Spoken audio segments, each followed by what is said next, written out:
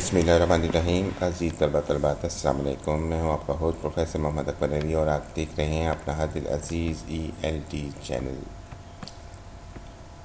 आज की इस वीडियो में, आज के इस लेक्चर में हम ग्रैंड क्विज़ के सिलसिले के chapter number 36 English 201 which university के लेक्चर को कवर करेंगे और इसका टॉपिक है लैंग्वेज रिव्यू। हम सेंटेंसेस के लैंग्वेज रिव्यू के बारे में जो केसेस हैं उनको हल करने की कोशिश करेंगे। तो चलते हैं पहले क्विज़ की जानिब। पहला क्विज़ है dash are strings of precedings nouns that make writing unclear and difficult to read. हमारे पास 3 ऑप्शन हैं: adverb modifier, stacked modifier, adjective modifiers. इन तीनों में से कौन से ऐसे मॉडिफायर्स की स्ट्रिंग्स हैं या जो कि आपके नाउन की प्रोसीडिंग को,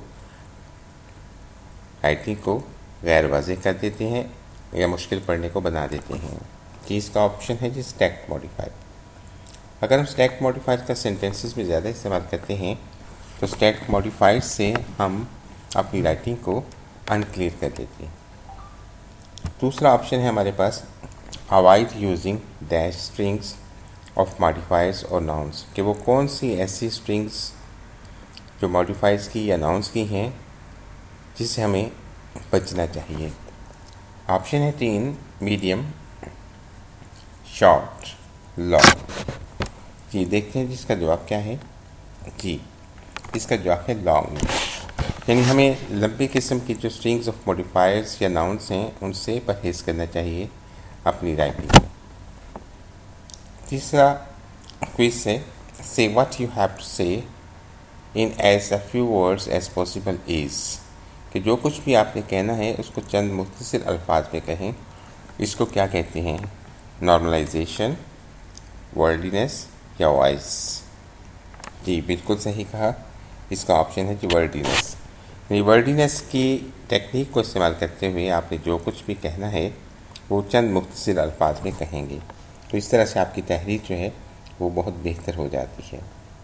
number 4, dash is desirable in all writing.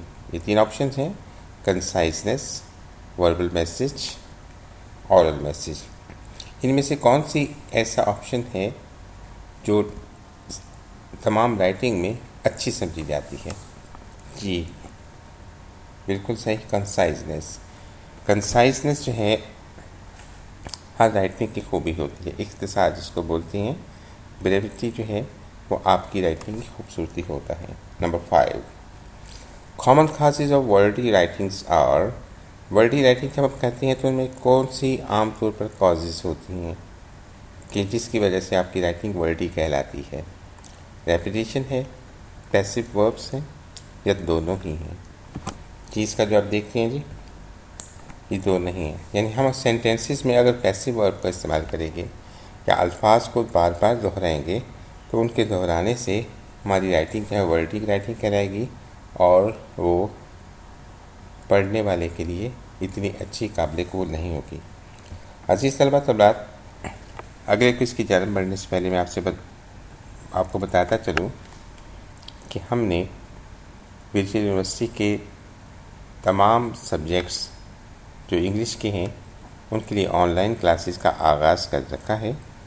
अगर आप तलबा व तलबात कहीं भी हैं और इस क्लास को ज्वाइन करना चाहते हैं तो आप नीचे दिए गए व्हाट्सएप नंबर पर, जो कि 3244237300 है, इस पर रब्ता कर सकते हैं। और अगर आप पाकिस्तान से बाहर हैं तो इस कोड से पहले, इस नंबर से पहले आपने 0092 का कोड मिलाना है। चलते हैं अगले क्विज़ की जानिब। से what you have to say in dash words. इसका एक थोड़ा सा इशारा पीछे भी हो चुका है कि आपने जो कुछ भी कहना है मुख्तसर अल्फाज में कहें। कौन से अल्फाज है जी? जी बिल्कुल सही, पहले भी आ चुका है। इसका जवाब है फ्यू, चंद मुमकिन अल्फाज में कहें। 7, use dash when ever the passive voice is not appropriate. हमने किस चीज़ को इस्तेमाल करना है जब पैसिव वॉइस हमारे लिए मुनासिब ना हो? वो डायरेक्ट स्पीच है, एक्टिव वॉइस है या इनडायरेक्ट स्पीच है? जी जाहिर है जी, पैसिव वॉइस की जगह पे हम एक्टिव वॉइस इस्तेमाल करेंगे तो इसका ऑप्शन है सही activize. Next 8 dash verbs make for concise prose sentences with passive verb use more words. ये प्रेजेंट है, प्रेजेंट वर्ब्स हैं, एक्टिव वर्ब्स हैं या फ्यूचर वर्ब्स हैं। जी यकीनन इसका जवाब भी एक्टिव ही है कि आप एक्टिव वर्ब्स को अपनी कंसाइज किस्म की प्रोज बनाने के लिए या सेंटेंसेस को बनाने के लिए इस्तेमाल कर सकते हैं। नेक्स्ट है 9 टर्निंग वर्ब इनटू 9 इज़। एक टेक्निकल टर्म है जो आप यूज़ करते हैं। अगर हम वर्ब को नाउन में चेंज करें तो वो क्या कहलाता है। वर्ब को नाउन चेंज करने की आपको मिसाल देता हूँ कि अगर आपके पास वर्ब जो है रन है, इसके साथ ing लगा के आप रनिंग इस्तेमाल करते हैं तो इसका मतलब ये है कि आप वर्ब को नाउन में चेंज कर रहे हैं।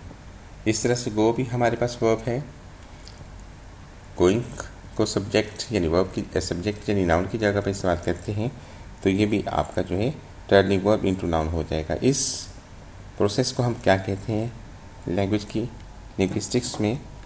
डिसीजन कहते हैं, कंक्लूजन कहते हैं, नॉमिनलाइजेशन कहते हैं।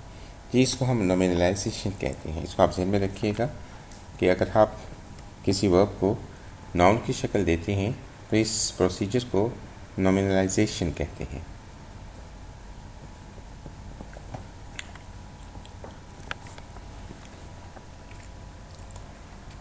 चलते हैं अगले क्विज की जानिब। Avoid sentences that contain more information than the reader can easily dash, follow, reject या accept। कि आप ऐसे सेंटेंसेस जिनमें बहुत ज़्यादा मालूमात होती हैं और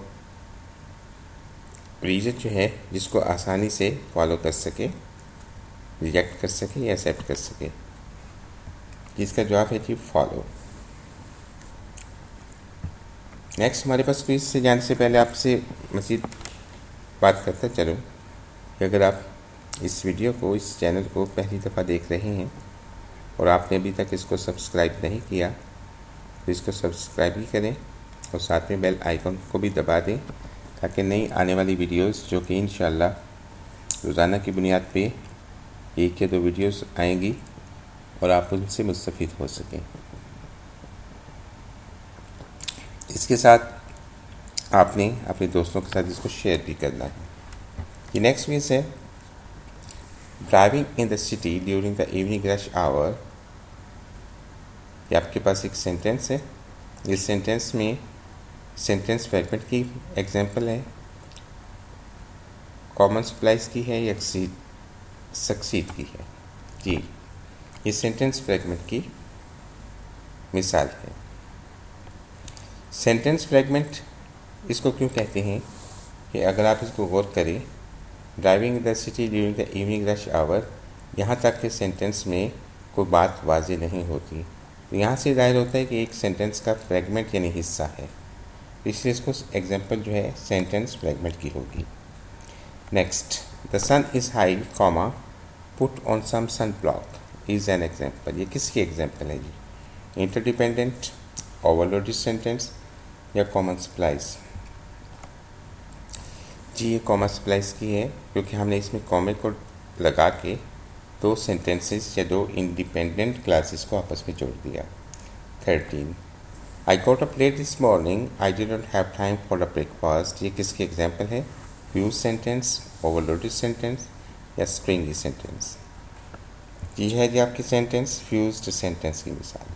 14 A stringy sentence is made up of several complete thoughts strung together with words like and और but। and और but के साथ इस्तेमाल करके बहुत सारे अल्फाज को जब जोड़ा जाए तो वो स्ट्रिंगी सेंटेंस बनते हैं। क्या ये सही है?